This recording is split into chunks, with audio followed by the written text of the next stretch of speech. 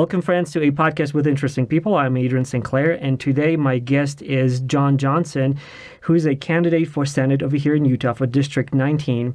And I want to introduce him to you guys so that you can get to know the person. This is a platform, and this is sort of a series that I'm building out where I talk to different candidates over here for Senate and for House of Representatives in Utah as part of offering a platform where the viewers can learn more about them beyond the 30-second sound bites that they typically have to put out over there, so that you can get to know them a little bit more and find out what are they all about and why are they running. So welcome to the show, John. I really appreciate you being here.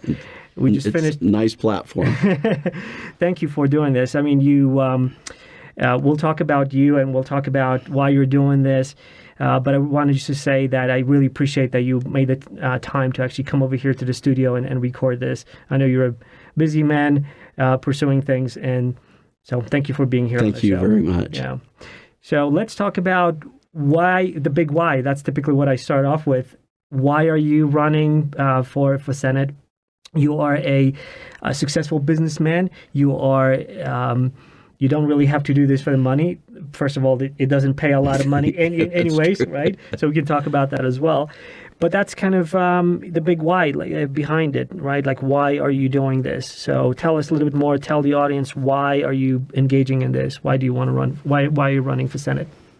I think at some point in your life, you have to step up and do something, right? Do something different. Serve your neighbors. And I think it's a service-oriented thing. But also there's I got involved with the tax referendum issue, first really as a silent partner. And I've always tried to stay in the background on politics.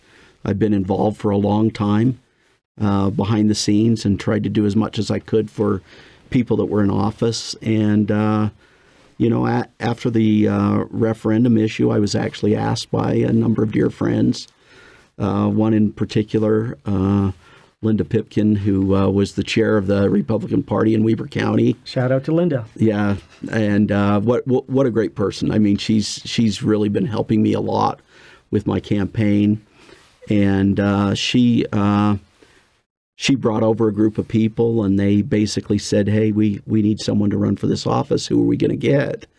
And I didn't realize at the time that they were actually coming over to talk me into it. And so, it took her a couple of weeks, but she prevailed, and I'm actually glad she did because I've enjoyed doing this. The more you get into it, the more you find that we need more people that have a serious interest in serving the public good, which I'm not saying other people involved don't, but I feel like I'm unencumbered by special interest. I feel like I'm unencumbered by money or motivations that come from any sort of payoff from it. Right. So let's talk about that. Bring some of your history. You are a professor, but you are also a very successful businessman. And having someone who is unencumbered by special interests and money, that the lobbying and all that force that can be kind of like part of this whole political thing.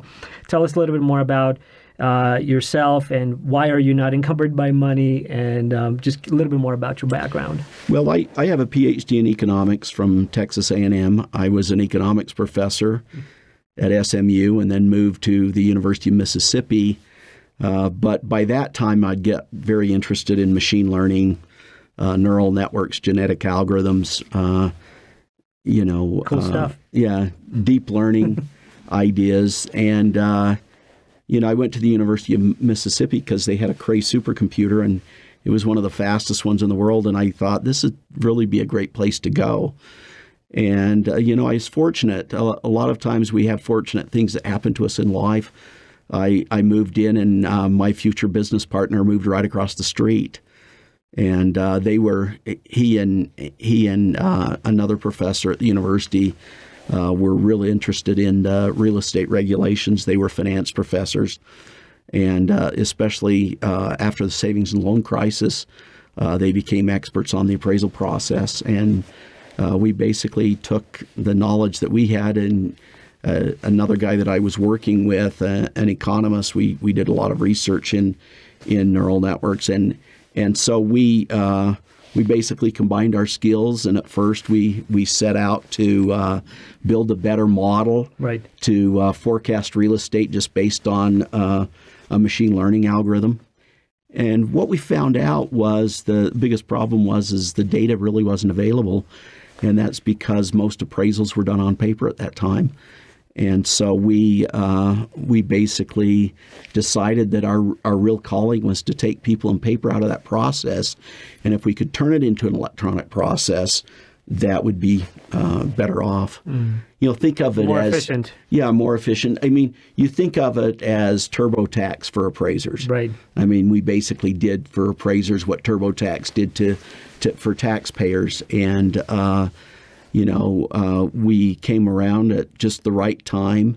The internet boom was just starting. It's happening. And we basically built the data standards for the appraisal industry, and then we built systems to manage that process more efficiently.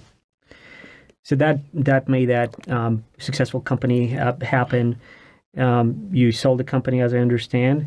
And so now you're just living your life. And why are you going into politics?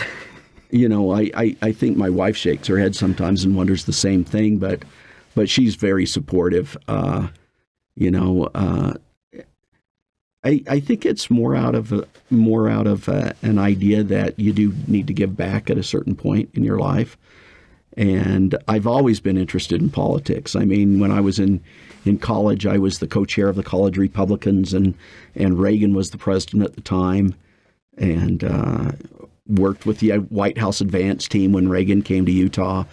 And so I've always really been interested in politics. So that seed was in there. Yeah, that seed was back there, and I've always been interested, but I didn't, I have no interest of leaving the state to do that. I think there's a lot of interesting things that can happen on our own state, though.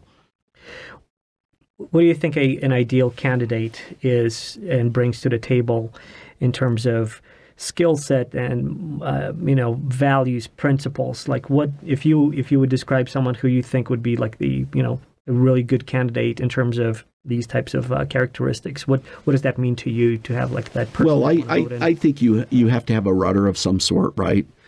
And I think my rudder is founded in the Constitution. I still believe, unlike many today, that America is a shining city on a hill, that the ideals that our founding fathers had and the founders of our country,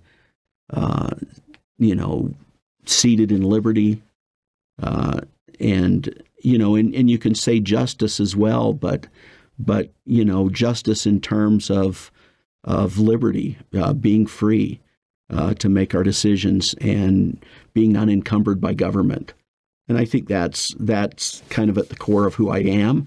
I've always felt that way. It's kind of interesting. You do. I didn't realize this till a few months ago that academics actually have a genealogy, and I was tracing mine, and it actually goes back 3 generations into the great Austrian economist, and the circle is completing right now. Yeah, so it's kind of interesting to study back, to that whole movement. And to the idea of free enterprise. I believe in free enterprise. I believe that businesses, when unencumbered by government, can succeed. Mm-hmm. They can thrive. And I think we have too many that believe government has a role in kind of shaping and putting forward businesses. But businesses come because people have great ideas and they have a lot of tenacity. It's not just the idea; it's the ability to execute on that idea, and it's the passion that you have that drives you through the periods of time when you can barely make payroll. What are the principles you've in your life are paramount? That when all else fails, where there's chaos, that you go back to kind of get your bearings. Well, I mean, you think about, the ideas of life, liberty, and the pursuit of happiness. These are natural law principles, right? Yeah. It's interesting studying history, and Alexis de Tocqueville was a French aristocrat, and he came to America to find out why democracy, even though we're a constitutional republic, but why this system was working here and it wasn't working in his native France. And he found that individuals here were actually driven by a higher power, an understanding that government wasn't their god, and so they weren't beholden to government. And I think that's an important principle. I mean, I think that's where this whole notion of liberty and everything comes from. And I think that's at the foundation, honestly. Running for Senate in Utah is not like running for Senate on a federal level. One of the things that I've learned from previous candidates who I had on the show over here, that it's not a full-time job. It's a part-time activity. And so for me, that actually opened up a happy thought that, people in that government still have a foot in reality of what's happening to everyday, person out there, hopefully, in some respect. You continue to be a professor, and so you have that perspective, and you still have the hook in that domain. How does that influence you with that combined with the politics? Between the academia and the politics. How do you think that would help? Once let's say if you're elected, how would that help working in the government from your Well, perspective? I think one thing is the ability to recognize that you don't know everything, right? It's that. It's what we don't know that gets us in trouble. And I think intellectual humility is an important trait. And you might say, well, that's not something I see often on college campuses. I would say I'm probably a bit of a unicorn because, number one, I'm a conservative professor. And that's usually people hear, oh, he's a professor, that means certain things. But I believe in, free markets. I believe that markets work. I've read The Theory of Moral Sentiment by Adam Smith. I've read The Wealth of Nations. I understand the works of the great economists and the Scottish Enlightenment, and the idea that that's one of the things. Like you go back to Theory of Moral Sentiment with Adam Smith, and one of the things that he puts forward there that a lot of people don't understand is that he basically lays out the case for capitalism being the most moral system, given that individuals are, have some self-centeredness, that markets can actually drive us to the correct solution and a moral solution as well. So one of the issues that people sometimes see right now, and they call it, crony capitalism, is the distortion of the government input into that market space where the market talks, the market, supply, demand, all those kind of like the forces that are driving the fairness of it maybe, and the mechanics of it. But when government sometimes or more often than not nowadays, has additional input into that, it distorts that kind of that cardinal law of market. What are your thoughts on what do you think about maybe either fixing that, or what are your thoughts on how can we get back to those true market mechanics that really are not as biased or tilted or distorting this kind of complex mechanism? Well, if you read Bastiat's The Law, he actually talks a lot about that, and the fact that people can go to government for favors that gives them an advantage in the marketplace. I think back to the whole Tea Party movement and Occupy Wall Street. You think about those two groups. Both groups were really complaining about the same thing.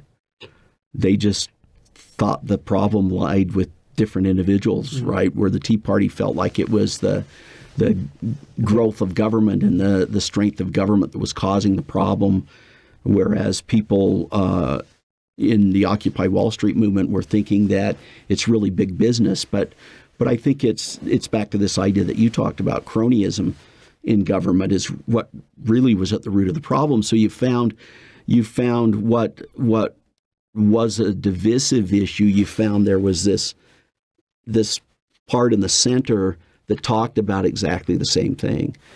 And I think that with a lot of issues in our government today, there's so much divisiveness now, so much us versus them, this fighting mentality back and forth.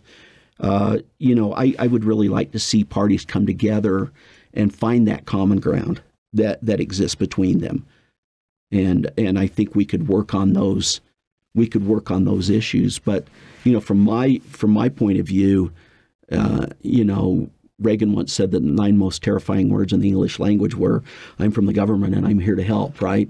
And I don't believe that it's always government that should be helping. And back to what you were saying about business, I really don't believe that government should be picking winners and losers. There's no reason for it. Markets work if they can be left unencumbered. Mm-hmm. And I think the challenge would be in part to kind of keep them unencumbered by that influence.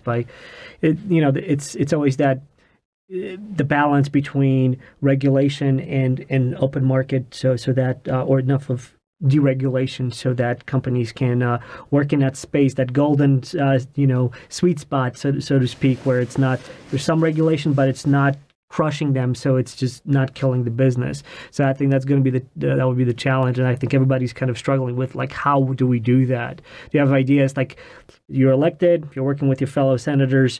How are you bridging this idea? How are you inspiring them to do something about that, so that Utah is creating that space for businesses? Well, I think that that principle of getting government out of the way and talking about that with others and saying, look, I understand where you're trying to go with what you're doing. I don't think regulations we have are born out of any, malice that people have. They're just saying, well, we need to protect people, right? It's just like this whole COVID thing. We need to protect people from themselves. And, at what point does the government cross the line? At what point do we give up our individual liberties for safety, right? And, as far as going to the fellow senators and talking about issues, we need to first address what is the proper role of government and what should we be doing and what should we not be doing. And can we come to some sort of agreement on what that role should be? Even in education, I mean, you can make an argument that education is a public good, right? And that by educating people, we can lift them up from their bootstraps and help them to be productive citizens and adding more to society. But at how much do we need there, and how much government control do we need over it? Right. Is there a marketplace for ideas that can happen? I always say that the closer to the individual affected the decision making is, the better off we are as a society. We have to empower people, and this idea, though, if you think about it, and going back to de Tocqueville, right? He basically said the reason why it worked well here is that essentially we had a moral people that were beholden to a higher power. How can we get back to that sense? Right. Right. It sounds like educating that, taking the temperature of others in terms of, like, how are they feeling about things, and maybe even sparking some kind of, inspiring people. I tend to believe that if you're doing something for long enough, you're basically just becoming so entrenched in that system that it becomes you need fresh ideas, you need input from the outside, you need a different perspective, perhaps even, to kind of help you maybe reset or steer that rudder that you mentioned in the right direction, in terms of, instead of like just being kind of sucked in and being stuck in like this cocoon of like the immediacy of things. One of the things that we talked about offline before we started recording is the approach of how the metrics, how people, senators or elected officials, how they're like, look, I've been elected, I passed this many bills, this many laws, and everything. You have an interesting perspective on that. Would you care to share? Well, that's always been a fascinating thing to me. That somehow a measure of success of a legislator is how many bills are my name on. Right. Right. How many bills did I author? And it seems like, another measure that we could have is how many regulations did I get rid of? How many businesses did I help because I allowed them to become unencumbered, right? How many citizens did I help because I took some onerous regulation off of them, or even some law that didn't even make sense, right? It may have made sense 20 years ago. Right. And I must say a lot of the bills that come up are these house cleaning bills where they remove sentences that don't make sense and things like that. But I still think this perverse incentive of passing laws in order to be successful, why is that a measure of success? Right. Right. It seems like the wrong incentive. What is it that you're going to do about it? Like, how would you even? I'm just curious. Day one or day whatever, when you come in, you have conversations. However that happens in Utah Senate, and how would you present that? How would you convince fellow senators? Like, hey, maybe we should look into, repealing some of these things or sunsetting some of those laws, and how would you go about it? I'm curious. Well, I think it's through conversation, right? Shining light on issues brings transparency. And sometimes just shining light in the right places makes people say, I don't understand that. Why is that a law? Right. A story I used to tell my students. It's funny how businesses go to government to be protected, right? And a story I used to like to tell in my economics classes was the whole story of the buggy whip makers. When the horseless carriages came into play, I don't know if you noticed, but there were buggy whips on the horseless carriages, and that's because the buggy whip manufacturers went to government and passed regulations that said you had to have those. And so rather than those companies realizing that they were actually in the accessory business and coming up with innovative accessories for horseless carriages. Right. I mean, you think of it, they could have made horns, they could have made, windshield wipers, they could have, there's many things, but the first impression was let's go to government and let's protect ourselves, right? It's interesting, as fast as our economy is changing, technology evolves very quickly, right?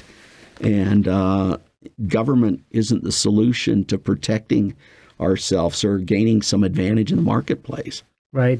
Some of those things become archaic the moment they are, created, and the displacement of, I think, through special interest, which companies that want to protect themselves and having the government pass some kind of regulation just for their sake of protecting them. It just feels unfair, and it shouldn't have that place. How are you going to protect yourself from these lobbying influences, especially from like big companies that are either planning to be in Utah or already are in Utah? The Amazons, the Facebooks, the big companies that we want to have some of that over here for growth purposes, maybe, but at the same time, they can really wield a heavy hammer.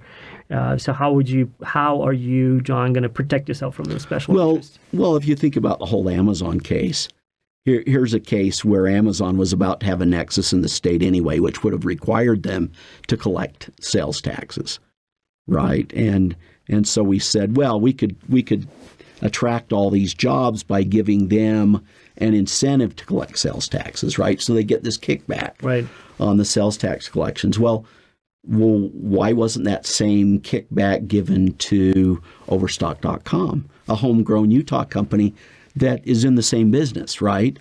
And it doesn't make sense. And my approach to that would be, okay, I understand tax incentives. Okay, I understand that maybe lowering taxes may increase our job growth. But let's be fair about it. Let's not pick winners and losers. And so if this is good enough for Amazon, what about all the companies that are already here that do similar things, right? And so I think that's something that we always have to consider. We have to say, well, if it's good enough for them, why isn't it good enough for this other company? And then if people come back and they say, well, that would be far too expensive, then you have to say, yeah, that's probably true, and maybe that isn't the best thing to do.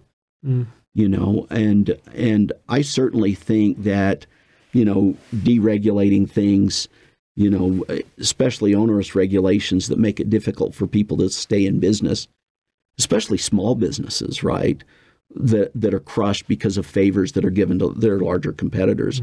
And so I think we have to shine light on those issues and, you know, just ask questions. What about, definitely small businesses and how, because they're like the underpinning of local economy.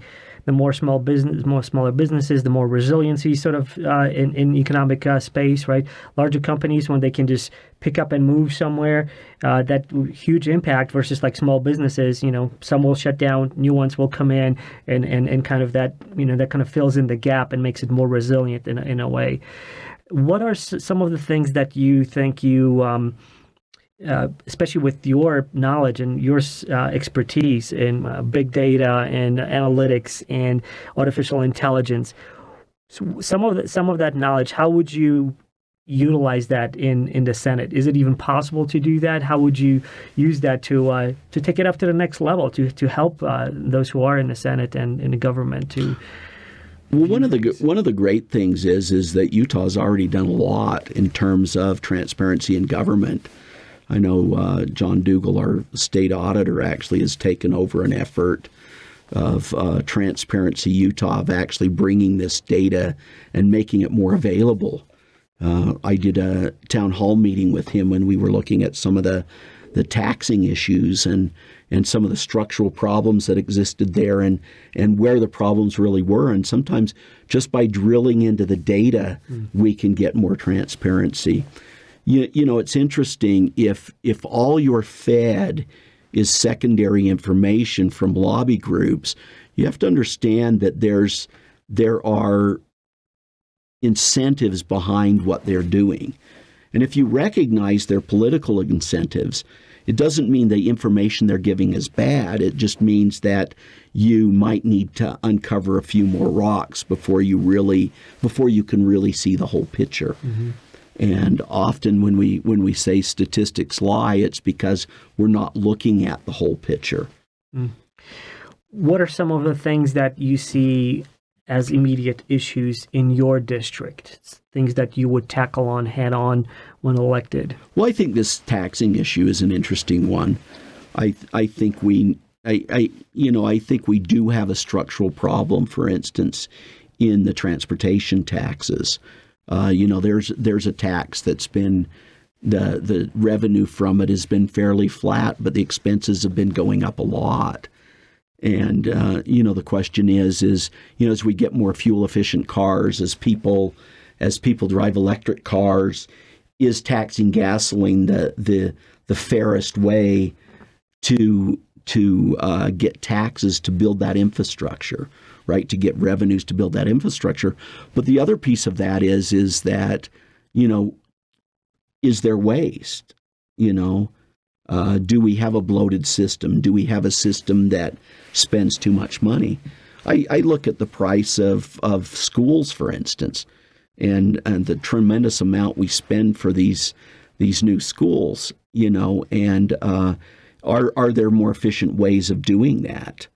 Rather than gathering together everybody at the school and saying what are the needs and hiring an architect and building something that fits those needs, couldn't there be a competitive process where people who do this all the time, bid based on the whole project, rather than designing a special school? You might pick from 5 different plans that have been approved other places that have met those needs. And then you do a design build. And so contractors actually bid on building standardized plans that they already understand exactly how much they cost, right? And they've already been vetted, and they've already been in use, and you can go look at them and say, do these things meet the needs? It's like hiring a custom builder to build your house rather than buying a spec house, right? And the question is could we use some of that knowledge to better spend our money? Utah is growing by leaps and bounds. Companies are moving in to the state. Where do you see the growth of Utah going forward, and what are some of the things that in your district and in Utah at large need to be talked about, and what is your vision in that respect to kind of prep Utah for the best possible outcome out of this an influx of companies and people and growth? Well, growth is good in some respects and it's bad in others, right? You look at one of the major problems in Utah right now and you talk about affordable housing. I just wonder if my children are going to be able to afford to live in the place they grew up, right? We certainly see that problem in California from the growth that's gone on there, right? And we certainly don't want to be California. And so I think there is a role. I think those roles, the further they're moved down, into local governments, the better off we are. It doesn't mean we don't have to have a plan. It doesn't mean we don't have to have a vision for maybe what happens. But to put government in charge of everything doesn't seem to be the solution either. I like that approach. It seems to be prevailing trend with at least the candidates that I've talked so far, is that everyone seems to be believing in get the power closer to the people, get the power closer to the problem, so that that immediacy of that connection can serve it well, can serve it better from that perspective of like knowing it directly instead of like twice removed and having it at a higher level, or maybe even asking the federal government to step in and do those things. So that's well, the bottom line with a lot of things, even like education, right? If you start talking about education in those terms, you look at the same thing and you say, one size all may not fit, right? And the goal behind No Child Left Behind, that's a worthy goal. You say we don't want to leave people behind, but what we ended up doing is handicapping everybody, right? And in a sense, we basically told teachers how they were to deal with those problems. And so a teacher that's very conscientious may not be able to have a special reading group for people that are behind, because that would be singling those students out, right? That's why those decisions are best left at a local level, and that the most local level is the parents that have those children, who have their best interest in mind, for the most part. That makes me think about how we're treading, and this is my opinion only, how we're treading towards this nanny state in terms of government solve my problems, right? And we see that people are getting more and more in that mode of what can government provide to me. Your conservative approach to this is now the other way. Let's empower you to decide, to empower you to do things, and remove as much as possible. How would you say that your opinions on this conservative view have changed over time? Is it still like Reagan-esque in a way of conservative, or have you kind of modified it over time, or maybe it evolved? Or well, I think it's more Reagan-esque, but it really goes back to where Reagan was drawing, and that's from our founding documents, right? And the founders' vision of what made America different, what made it special and unique. And, even going back to the Scottish Enlightenment and understanding that, markets can actually drive us to the most efficient solution. And you might say, well, greed drives those things, right? Right. Why does a country like China put chemicals in baby food that is harmful to babies, right? Purely out of a profit motive, and you say we need to stop that. Right. But so what do you say to that? And what I would say is that, number one, I mean, if you think about what de Tocqueville observed, there's a certain moral fiber to our country that doesn't allow things like that to happen. And I think that's even one of the things that moves me back to the Reagan approach to things, is that I think that we need to worry about our moral values and where those things are going. And I think that's a concern to many people in the state of Utah. Our values haven't changed, and I don't think they ever will. But the question is how do we fight back against those that would change those? So if I can extrapolate from that, my perspective to how the market has been kind of malformed in a way is this, especially in trading. You have these influences of next quarter. All these CEOs have these pressures to be shorter and shorter sighted, myopic in a sense, versus looking out for the future, because the incentive for them is to hit that next quarter mark, and that's kind of that's distorting what they are willing to do, right? Versus in the past, maybe if the company produced something and it would have created pollution or something like that, the long-term view is like, well, how do we deal with that so we don't do that? Versus now is like, well, I'm only here for the next quarter, so I'm willing to do things that may be questionable or immoral, right out immoral. And so that, in my opinion, kind of distorts how things are happening. Yeah, is that an institutional structure that's causing that issue, right? Sometimes we don't look at the core of the problem, maybe. And you're right. I mean, we were lucky. We operated our company as a public company, even though we were privately held, and until we ended up selling our company, right?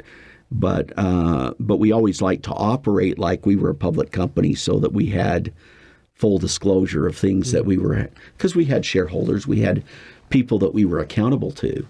But one of the nice things about being a private company is that your focus can be more long term.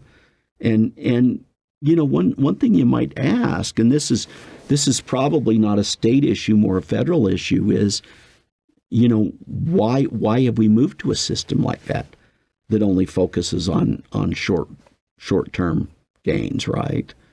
Rather than long-term growth? What are there institutional structures that are in place that force that? I think those are all interesting questions.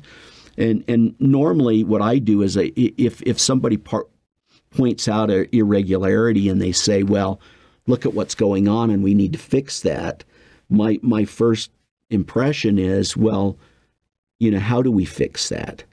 Is there an institutional structure that exists that keeps that happening, right?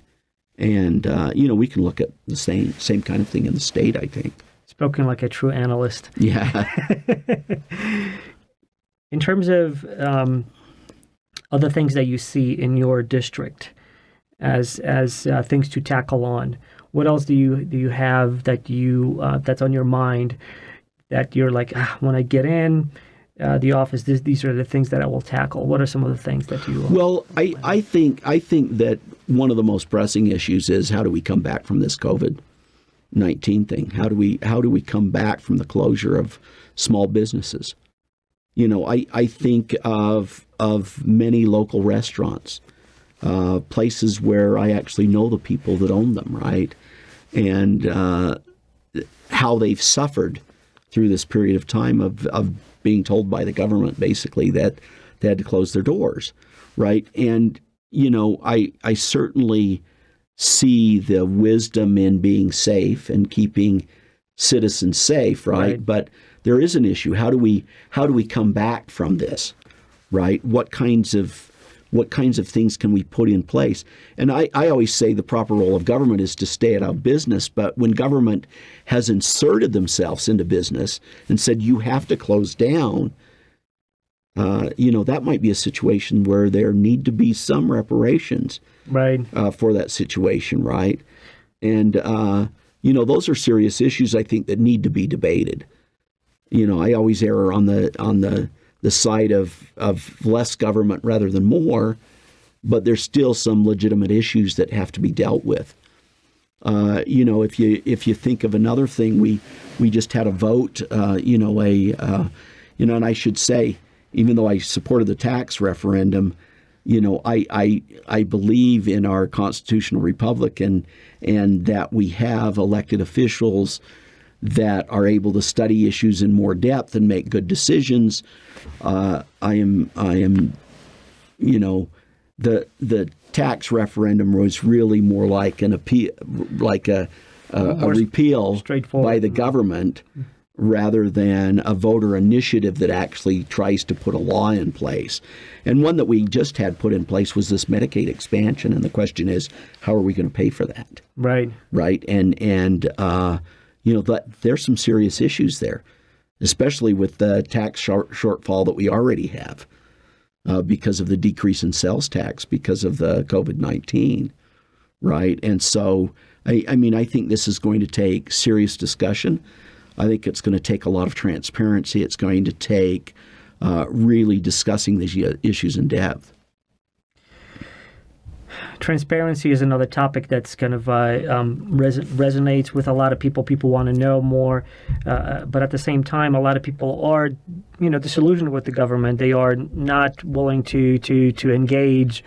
How are you going to engage in your district with your constituents to keep them part of this whole thing? Because it's not only like, yes, you're representing them, but you want to have that bidirectional conversation. You want to know what the topics are. You want to know what the pain points are.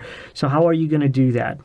Well, that was the interesting thing with this whole COVID crisis, right? I had one class period to put my class online, and it was interesting going to an online version of my class. Luckily, I'm an IT professor, so it was a little bit easier for me than a math professor that writes on the board, right? but the new technologies like Zoom and there's something to looking in someone's eye when you talk to them, right? Yeah. And to really understanding what makes them tick and what their feelings are. And I think citizens have a lot of good input into, maybe the proper way of going about solving problems, and listening is important. And, our traditional approach, just like with the web, we had Web 1.0, and that was really the web that fed us, right? It was like Wikipedia. You go there and you look for information, and it's a one way. Right. Where Web 2.0 was really all about the interactive web and the feedback. And so I think there's a lot of ways of getting that feedback, whether it be through social media, Facebook, Instagram, Twitter, but also, these direct town hall meetings on Zoom. Right. It's interesting to have citizen forums where they can actually communicate. And what makes it nice is that you can have hundreds of people from your district, rather than having a town hall meeting in North Ogden where I live, and I've got constituents that live in Park City. Right. How do you bring them together? Well, this may be we may have discovered a way of two-way communication that we can do going forward. A newsletter at the end of the session, while informative, really doesn't allow participation. Yeah. And it doesn't allow you to gather the best information possible.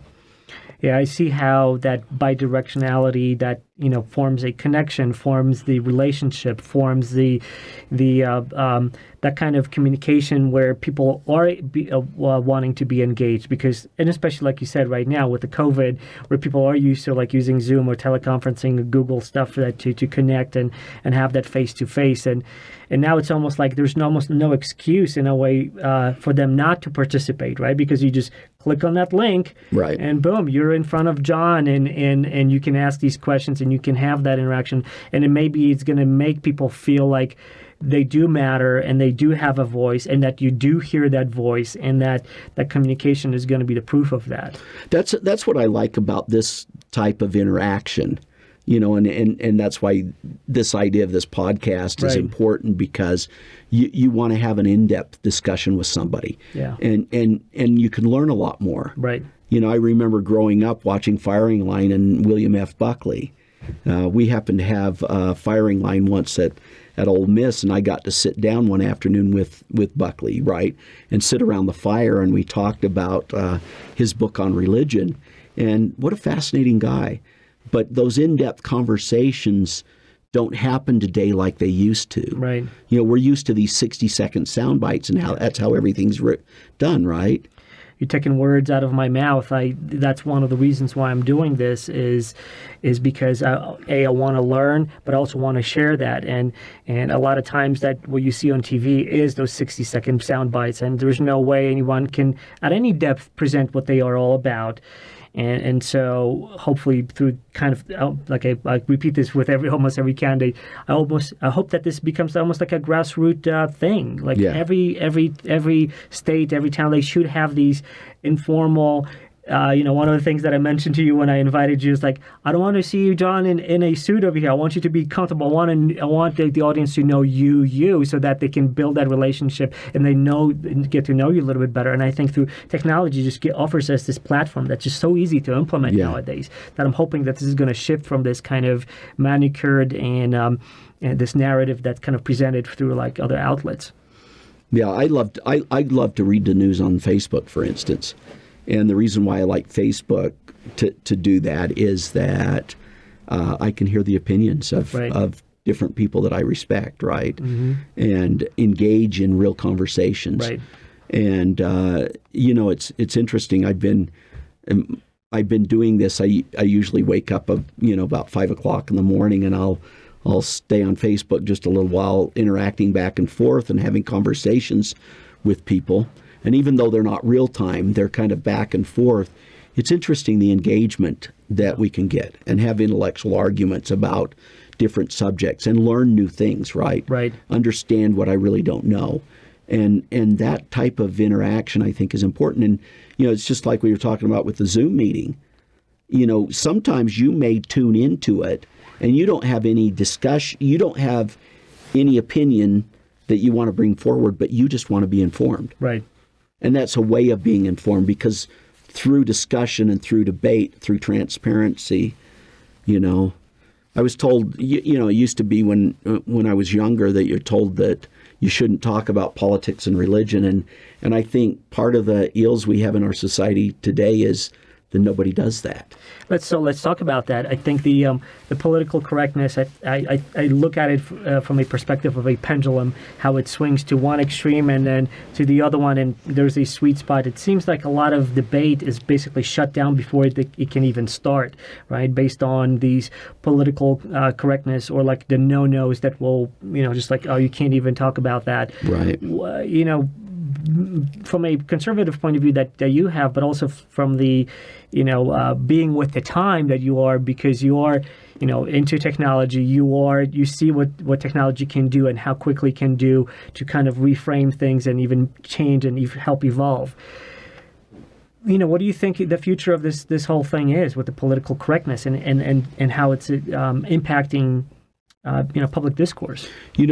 That's kind of one of my passions when you look at university campuses today. This whole idea of hate speech.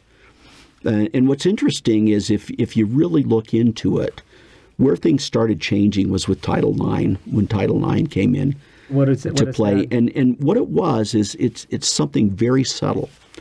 And it used to be, before Title IX, that the definition of a hate speech was something that had to be compared to an objective standard. Okay? So you had to prove that there was actually harm that took place. Okay, now, so if you went and put a swastika on the door of a Jewish student, there's enough background behind that to say that that's a hateful thing.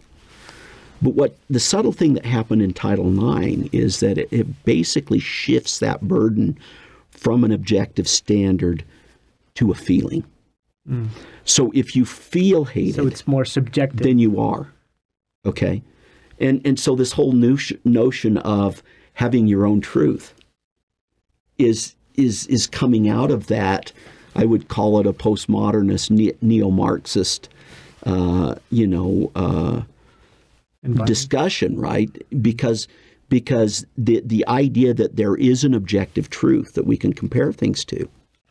Let's face it, natural law, if we look at natural law, life, liberty, pursuit of happiness, they're not endowed by government, they're endowed by God, right? They're laws, they're immutable, they're things that are endowed upon us. They're not given to us by government. We have those from a natural right, a natural law perspective. And that's slowly been shifting. And, it's interesting that we even have discussions about people having their own truth, and there are no objective standards to measure things against. And so I think that's what's happened is that, if you shift the narrative to one based on objective standards to one based on, a oppressor versus somebody that's oppressed, then you have a very different discussion, right? And then you better understand what's going on in our environment. Well, I think we have to push back just a little bit against that. Right, because if we want to talk about social issues, social things that are important to us, we don't need to shut down those debates. We need to have those debates, and we need to come to some, agreement. I mean, we can even agree to disagree, right? But we should still have those conversations. Right. So it's reframing part of the political correctness as a standard to kind of get back to the more objective conversation about things and not as open to subjective. It's a very, very difficult thing to do because a lot of it is so subjective, right? Right. And so navigating that water is going to be very difficult. But that's why it takes more discussion, not less, right? Right. That's why we don't shut down people by saying you're a racist. Well, let's have these conversations about race. Right. Right. Because in a way, you're taking away the tool of introspection and inspection of a topic if you're going to say, well, you can't even talk about that, right? So then look at the way Martin Luther King addressed these issues versus the Black Lives Matter movement right now, especially when we get Antifa mixed into that, right? Because how do you cause change? King actually appealed to people's sense of morality. Mm-hmm. And people looked at that and said, that's wrong. And lots of people got on board with it, right? And, that's different than, flipping over police cars and burning them, right? To correct an injustice. We just had a very peaceful demonstration in Weber County the same time that the thing was going on in Salt Lake, and they picked up the trash when they were done, right?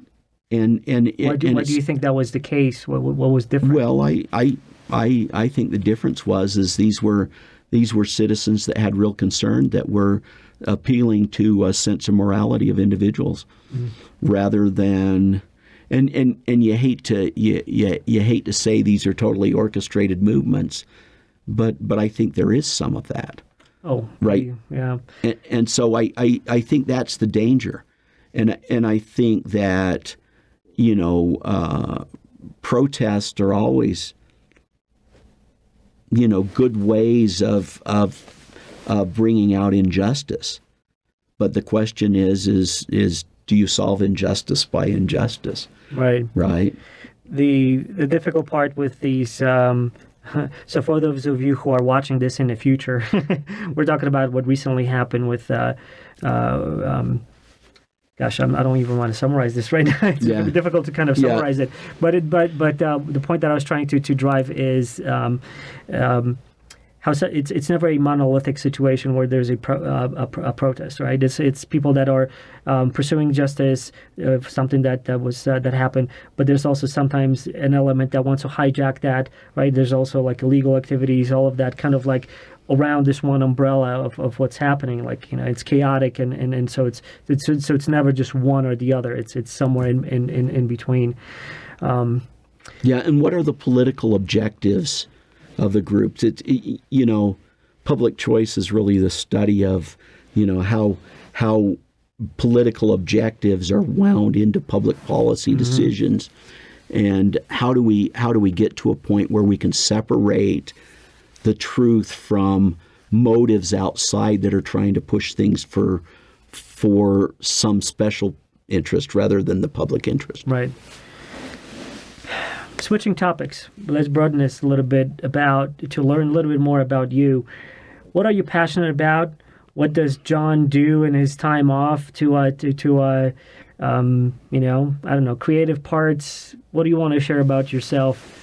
Well, outside of like the political. I should say that I'm a bit of a nerd, right? I would just as soon write code as go to the mountain and ride a four-wheeler, right? I mean, different people have different things that motivate them, right? What's your programming language of choice? Well, I mean, there's a number of different things. JavaScript is what I like to teach my students because it's such a universal language right now, especially when it comes to analytics. But in visualizing and taking control of a browser window. But there's a lot of languages for special purposes. Right.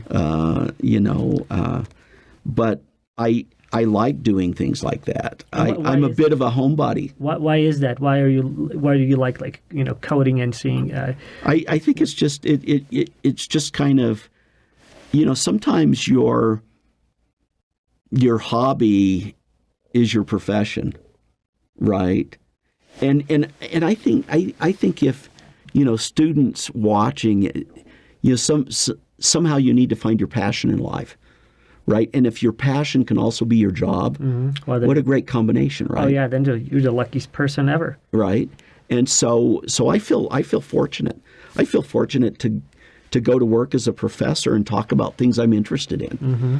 Right, in helping students to see some of the things that I've seen. Right, it's interesting in my class in entrepreneurship, it's right. I teach students how to build their own web-based business. Well, you can see their eyes perk up when they find out I actually built a pretty large business, right? And it makes a difference. And so, yeah, what drives me? My wife loves to travel, okay, and myself, I love to too. I love going to Europe because I like things that are old, and I like art and architecture. And that's a passion too. I like to collect art, mm-hmm. and especially stuff from the 17th century, mainly portraits and paintings, and that kind of stuff. I can get really passionate about. Architecture I can get passionate about, and so we all have our own unique quirks, right? And I think that's what makes us interesting as humans, right? Right, exactly. And I think it's the influences that we get that changed, especially when we take a step back and see a different perspective maybe and see how that would influence us or change us. What were some of the life lessons, some of the biggest life lessons that shaped you, that changed how you are going about things in life? Well, it's interesting. When I was 15 years old, I went to pick pineapples in Hawaii. We saw all these glamorous things, go visit Hawaii for the summer, right? And, about the time we switched to, 10 and 11-hour days working in a pineapple field. Actually, I was lucky I worked at night picking pineapples. But we were working 7 days a week, at least 10 hours a day. And, I kind of looked at that and said, I don't think this is something I really like doing. And so I decided that... my desire to learn mathematics and everything even grew more at that point, and I actually ended up being a sterling scholar in mathematics at Weber High School growing up. So I think, sometimes we're shaped by that. I worked one summer hauling hay, and we got up in the hay barn, and man, that hay fever kind of hit me, and I was sick for weeks. And those are things that I had no desire to do anymore. And I was pretty short. I knew I didn't have a career in professional sports, and so I found other passions. Right. And I think one of the things I like to tell my students is that chance favors the prepared mind. And so, are you lucky when you succeed in business? I think there's a bit of luck to it, but for sure. But you're always Timing. better off if you're prepared, right? Yeah. And you need to be prepared to seize opportunities. Right. Right. And so I think that's a life lesson. I was a missionary in the South Pacific in Tahiti, and I saw how people lived that were very poor, but yet very happy and content with their lives. And that had a powerful impact on me. Yeah. Really. That changes you when you see how sometimes we are just overburdened with our fast-paced life that's just taking away those simple or simpler moments and even simpler pleasures in life that you focus on all these huge things. And that's the double-edged side of the social media in a way, right? Where you have accessibility to communication, but at the same time you access what everybody else is doing, and then, oh my goodness, maybe I'm not doing the right thing with my life, or envy happens where people are watching somebody else, and then people are unhappy because they see somebody else doing something else, and they are projecting the unhappiness. It's interesting. They tell you have culture shock when you go into a different culture, and I actually think the biggest culture shock I had was landing in L.A. after being in Tahiti. Well, the first thing I noticed, which was really weird, is everyone was in a hurry, right? And that was a shock, right? And so that is a bit of a culture shock. What really drives happiness and what drives content, right. And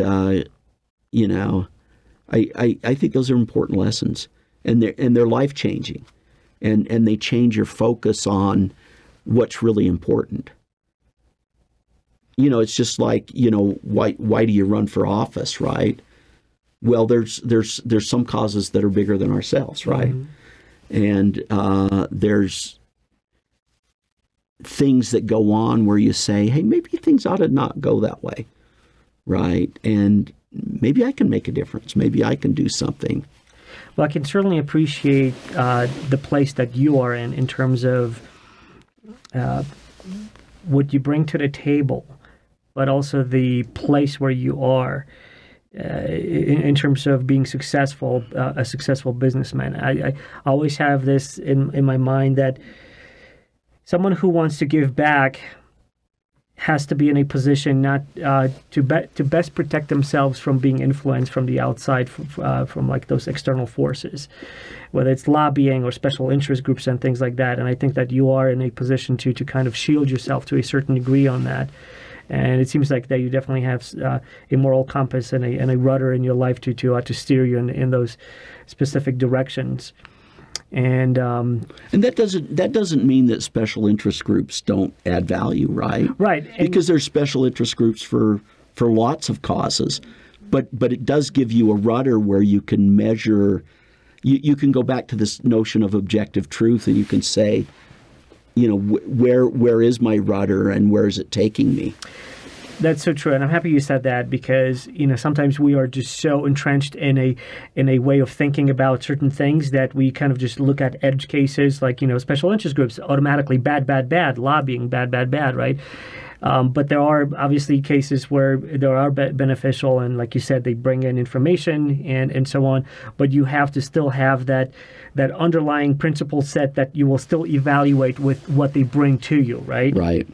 So you can still make that judgment call on that, hey, this is good, but also you're looking through the lens of, why is that benefiting you specifically? Yeah, and what are their political objectives? Right. Right. What are they really trying to push? Mm-hmm. Right. Why are they doing what they do? What drives them? Right. I mean, we have lobby groups in Utah that lobby for liberty, mm-hmm. right, and freedom. Right. And getting rid of unjust laws, things that take away our choices from mm-hmm. us, right?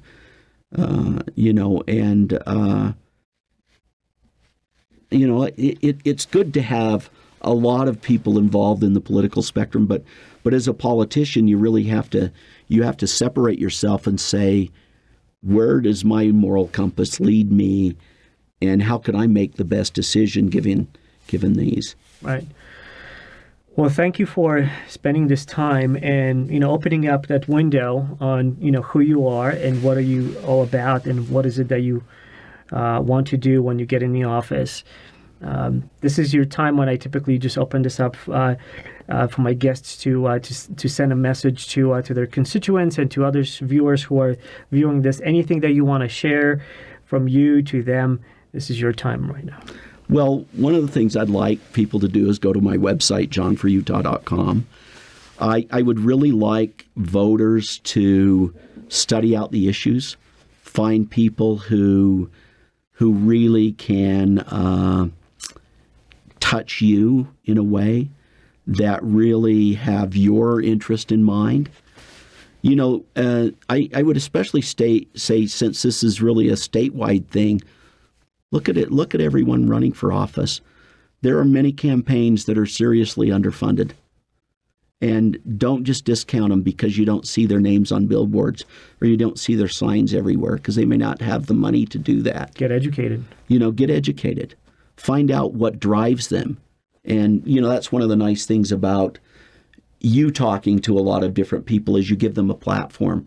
Listen to these things. Get educated as a voter and vote your conscience. Fantastic. Thank you. Thank you for being on the show again. Thank you for spending the time. I hope that this becomes something that you guys will get value out of and share with others in your communities. And if you are in a different state or even in a different country, looking at this, maybe this is a good, grassroots movement to kind of start these types of video podcasts where you get to know, where you provide a platform and you get to know people that will be making a difference in your own community. And that's kind of like the hope that I have for this. And I thank you again for being on the show. And I wish you good luck in Thanks, Adrian. in your campaign. Yeah. Good luck with this. Thank you.